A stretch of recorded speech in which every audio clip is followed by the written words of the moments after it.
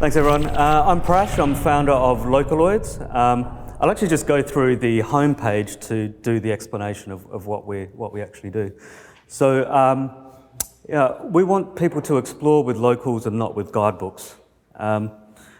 We're actually a community of travellers and locals who help each other out with anything. So we look to exchange culture, language, skills, and knowledge. But we also want to help people throughout the travel journey. And we'll do that as a business by providing travel and local services and products throughout the journey. So that could be something like flights, accommodation, travel money, travel insurance, etc., etc. We want to personalise it and contextualise it as much as possible. So this is the homepage. Fairly simple, so just an image and a brief description of the two main things we do. We can find out more here. So this is more about the mechanics of how an interaction may go. So one way we believe it will go is that people just want to meet up around interests. So it might be cycling or food or art or whatever it is, and meet interesting international people. The second level is more about having a value exchange. So let me give you an example. So say a Parisian student is coming over to London. They like cycling, art and food. And they're good at photography, for example. So I can meet up with them. I can practice my French with them. We can go cycling together. I can take them to my favourite restaurant. And they can teach me maybe some photography. So the value exchange there is that, I as a local can practice my French and I can improve my photography skills. For them, they get local advice and experiences based around interests.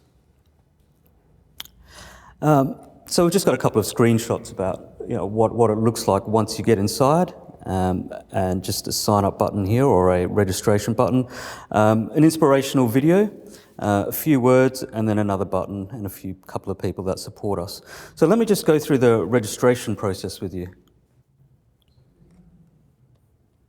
Now with this, I really want your feedback on this because we've been battling with whether to make it really simple and quick and easy or whether to get all the information up front or a bit of a hybrid, get the key information and then later on try to ask people or encourage people to fill out their profile a little bit further. So basically it's just name. Sorry.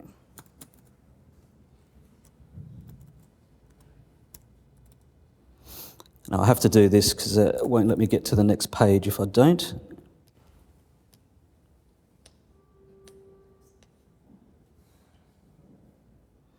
Okay, and location here, so just the basic information on this first page.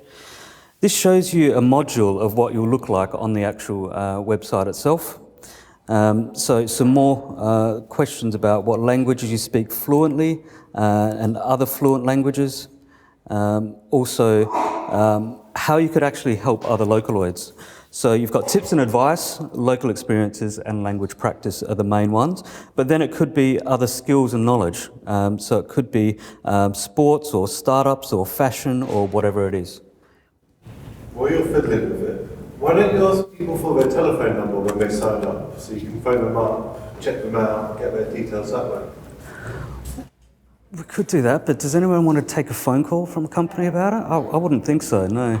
And then, there's a lot of time and effort. That involves effort from us.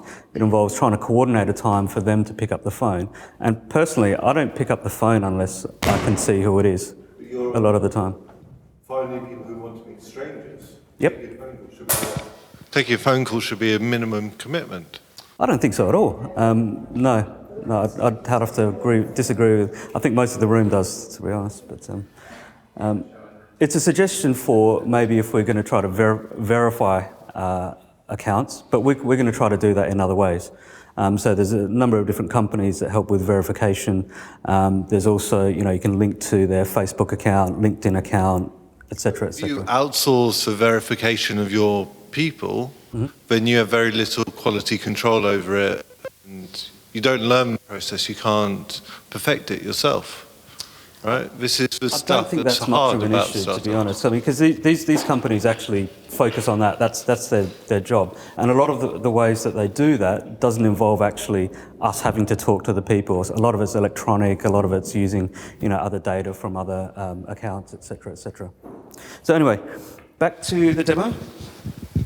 So this is the homepage for me. So as a Londoner, just give me a quick welcome message there. There's two scenarios here basically. One is that I'm not traveling at the moment, and the other one is that I am traveling right now or I'm going to travel.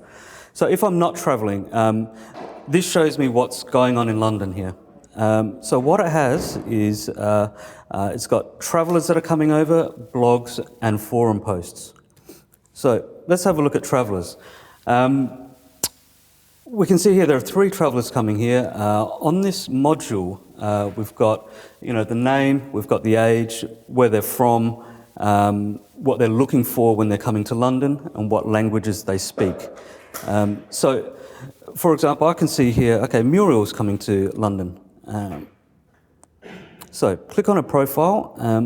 I can see she's into photography. So this is someone that I'd actually want to meet up with. So I'd be really happy to show Muriel around for some tips on photography. And that's the kind of exchange that we're looking for, one level of the exchange. So what I'd do is send her a message and say, hey, Muriel, it's great that you're coming over to London. I'll be really happy to show you around. It'd be great if you can teach me some photography. So one of the things we're going to build into this, so obviously it's very, very basic right now, is we're going to, somewhere around here, is have a list of the skills and knowledge and the languages they speak, so that I can sort of click on those and say, these are the things I'm really looking to do with you. It might be interests as well. So I can also, just as a Londoner, so we've got a blog post here, The Vegan Hunt, so about a couple of vegan restaurants by Elisa, thanks very much. So just a couple of reviews on a couple of places in London. Now, it's not just going to be places, it's going to be events, it's going to be, it could be really, really anything that's happening in London at the moment. And we've got forum posts. So anyone can write a post about anything in London. So, for example, a traveller might be coming over. They might say, what's the best way to get around? Should I get an Oyster card, or should I buy day trips, or whatever it is? What's the custom for tipping? There are too many questions to ask, and so it's really handy for travellers to be able to ask locals. Then we've got. You've got about 10 seconds left. Oh, really? Okay. So I'll whiz through. So we've got, each city has their own page, people page, blog page, which is amalgamation of all of them. Forum pages are pretty straightforward. But basically, it's a platform so that people can find each other, whether you're traveling or whether you're local, for mutual benefit. That's basically it. Fantastic. Can we have a big round of applause for Prash, please? We did pause the clock, so we haven't cheated you out of time, don't worry. Okay, so, who's got the first question? Have you got specific feedback that you'd like to ask? I thought the idea was for us to ask questions. Yeah, absolutely. Go so for that it. we can get feedback. Go for Otherwise, it just ends up as a bit of a pitch, I think. So what's really important for us at the moment is on the homepage is 2 things. So we want to make sure people understand it really easily, and we want to convert them. So I was just wondering, is it easy, or has anyone found this not easy to understand? Is it pretty straightforward? Is it easy to understand? Is it easy to Hands understand? up. Yes? Yeah. So really here what we're saying is what can happen with the community. We can exchange culture, language, skills and knowledge. So that's kind of, I thought that explains both. Am I wrong? Is it? Yeah. It's obvious from the traveller's point of view. I'm not Yeah. sure it's obvious from the I'm living in London point of view. Yes. Okay. Good. So what we tried to do is we tried to focus more on the traveller for this bit here, and so below here is when you've got the I'm a traveller or I'm in my own city section. So we're trying to say here that, you know, there are a number of different ways that you can actually use Localoids. So you can meet interesting people and discover new friends, their culture, etc. Practicing new languages, that's going to be a huge thing, not so much in London because it's so multicultural, but you know, across Europe and particularly Asia, it's going to be really, really important. And then also, you know, it's also encouraging you to show off your city as well with other travellers. I think you made a very good point, and there are some sites that you can, like We're Pop-Up, for instance. You have one site, I have a place, and the other side, I'm looking for a place. So in Yeah. this page, you could have, I'm a local, or I'm a traveller, and then, you know, Okay. separate very well. Yeah, I think what we're going to find though is some people are either going to be both. So maybe you're right. What I should potentially do is just make sure on this first page here is show the benefits of travellers and locals without too much more information. Would that work better? Do you think?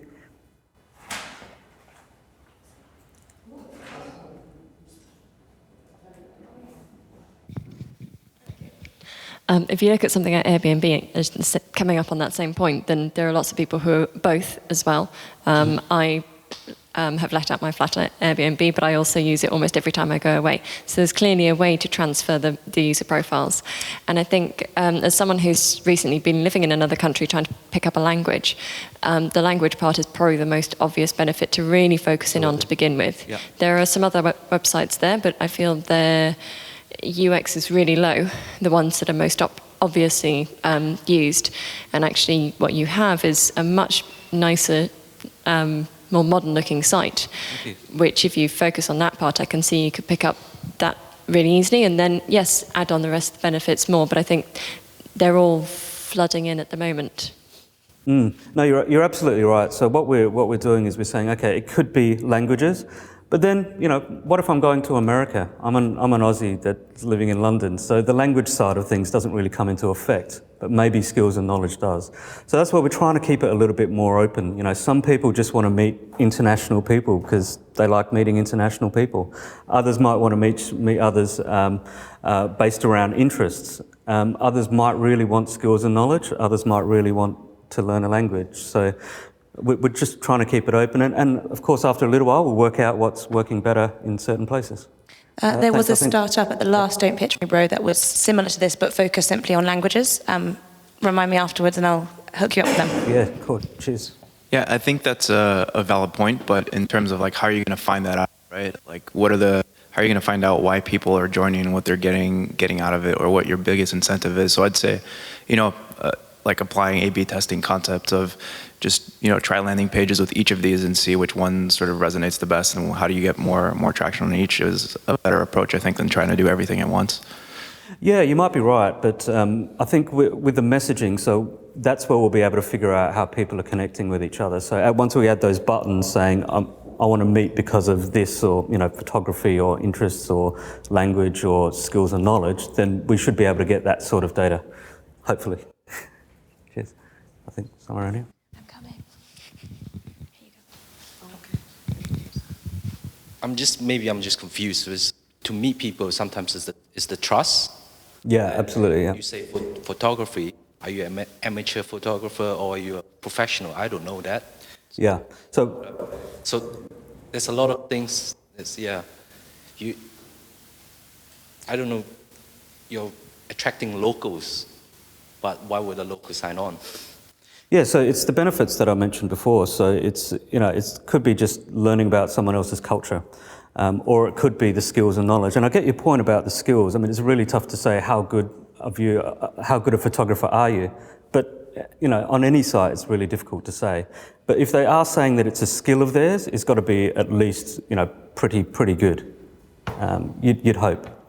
But it's a fairly casual thing. We don't want to commoditize it. We're not saying you're going to do an hour's worth of this and it's worth 25 quid or whatever. It's a lot more casual than that. So it's more about, you know, meeting people and helping each other out. And that's quite deliberate. We don't want to really commoditize it. So just to follow up on his question, I'm just trying to grapple with the benefits for local, because there's a lot of websites out there that do similar things. I know Airbnb has a partnership, I can't remember what it's called, but you can actually exploit your talents and your skills there and actually get paid for it. So how are you going to get locals to sign up on your site and not your competitors? I guess my feedback is I don't think the benefits you've listed are enough. I think there needs to be more. Okay, I think there'll probably be enough. I mean, if you want to pick up skills and knowledge, it's in London. It's fairly easy. Languages is fairly easy in London. But for example, yesterday I was talking to an Italian girl who's been in London for a little while. She said she'd absolutely love it. She's from Parma, and she said she'd host English-speaking people all the time just to practice her English. So for other people, it's really, really valuable.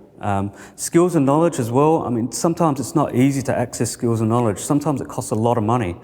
You might be able to access someone who's coming over who's a fantastic photographer. But if you were to hire them, it could be £100 an hour. So I think there is some benefit there. And you know what? Not everyone is going to look for some sort of benefit like that. They just want to meet other people. So I'm leaving it up to people to decide how they want to do it. Yep. I think so. All right, cheers. Thanks very much, everyone.